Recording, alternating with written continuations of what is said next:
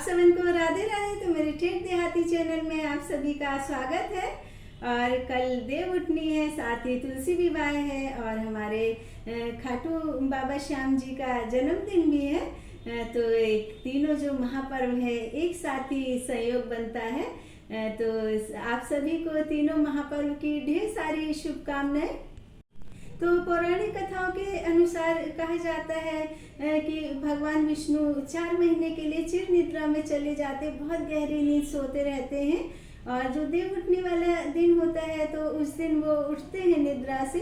तो जो हिंदू धर्म होता है, हिंदू धर्म में इन 4 महीनों तक कोई भी शुभ कार्य नहीं होते हैं, मांगलिक कार्य भी नहीं होते हैं। लेकिन जो देव उठनी होती है तो उस दिन से मांगलिक कार्य शुरू हो जाते हैं, क्योंकि उस दिन विष्णु भगवान जी एकदम जो गहरी निद्रा में सोए रहते हैं तो जाग जाते हैं। और आप देखिए कि देव उठनी वाले दिन हमारे भारत में जो सबसे ज़्यादा शादियां होती हैं वो देव उठनी वाले दिन होती है, क्योंकि ये जो देव उठनी होती है तुलसी विवाह भी होता है।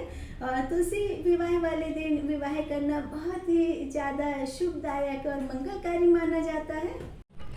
11 अर्थात देव उठान के दिन से ही हिंदू धर्म में सभी कार्य शुरू हो जाते हैं, क्योंकि तप, कर्म, श्रम, संकल्प एवं पर्व की दृष्टि से यह मास बहुत ही पवित्र एवं महत्वपूर्ण माना जाता है। और इस दिन तुलसा जी एवं शालिग्राम जी का विवाह होता है और मंदिरों में एवं कई स्वयंसेवी संस्थाओं द्वारा धूमधाम से तुलसी विवाह होता है। और शहरों में भी ये आयोजन बहुत ही धूमधाम से होता है और शालिग्राम जी की बारात निकाली जाती है एवं तुलसी विवाह में तुलसी माता को दुल्हन एवं शालिग्राम जी को दूल्हा बनाया जाता है। और तुलसी माता पर जल छिड़का जाता है। तुलसा जी को लाल साड़ी, बिंदी, चूड़ी, महावर, आलता और मेहंदी लगा करके पूरे 16 श्रृंगार किए जाते हैं। साथ ही हल्दी एवं सुपारी रखी जाती है और शालिग्राम या भगवान विष्णु की मूर्ति को पीले वस्त्र पहनाए जाते हैं। दोनों को फूल, मिठाई, नारियल, धूप, दीप, नैवेद्य चढ़ाए जाते हैं और इससे पूजा की जाती है। फिर हल्दी लगी हुई दालों से कन्या रस्म भी पूरी की जाती है। और विवाह की रस्मों की तरह ही फेरे भी होते हैं और पूर्ण रूप से विवाह किया जाता है। सारी रस्में होती हैं, विवाह गीत एवं मंगल गीत गाए जाते हैं। और तुलसी के पौधे का वैज्ञानिक एवं सांस्कृतिक महत्व होता है। तुलसी विवाह हमको प्रकृति का आदर करने की प्रेरणा देता है। और तुलसी की पत्तियां रोगनाशक होती हैं, इससे खांसी होने पर तुलसी की पत्तियों का काढ़ा बनाया जाता है या फिर तुलसी की पत्ती को गर्म पानी में औटाकर आधे से आधा पानी रह जाने पर उसमें कच्ची हल्दी का रस, शहद एवं पिसी काली मिर्च को अच्छे से मिक्स करके 3-4 बार लेने से खांसी एकदम छूमंतर हो जाती है। तो तुलसी विवाह एक स्त्री के मान सम्मान का भी प्रतीक होता है, क्योंकि स्त्री पुरुष का विवाह भी वैदिक मंत्रों के उच्चारण एवं धार्मिक रीति रिवाजों के अनुसार ही पूर्ण होता है।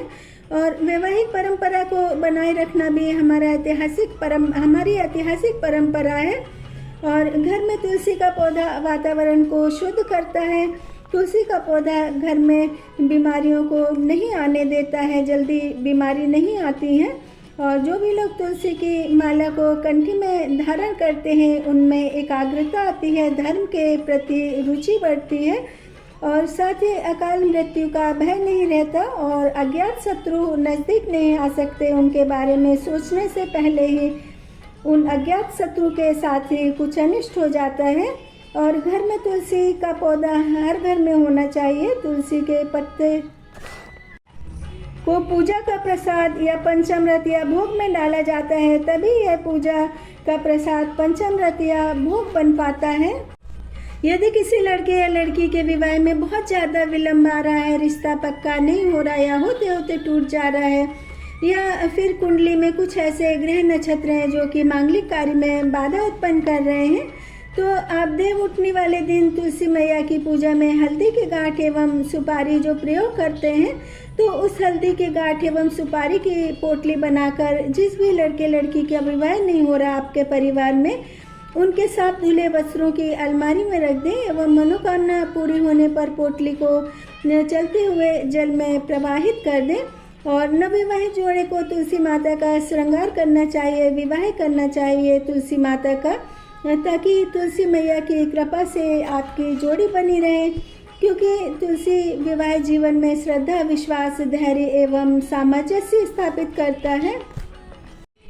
तो तुलसी विवाह मात्र एक धार्मिक रिवाज ही नहीं है, ये एक परिवार को अटूट रिश्तों में जोड़ने वाला आयोजन है।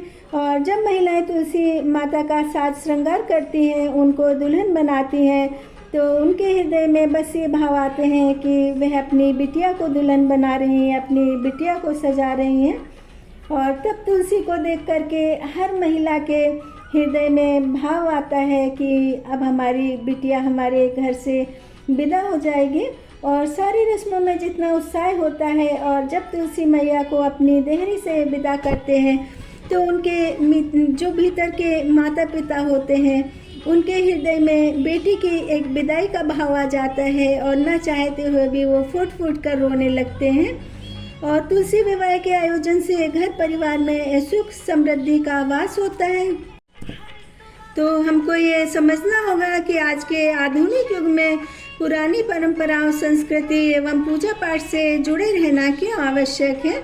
और आज के युग में समाज हो या परिवार जितना तेजी से उन्नति की तरफ बढ़ रहे हैं ना, वहीं कुछ समय में ही कई परिवार एकदम बिखर करके टूट जाते हैं।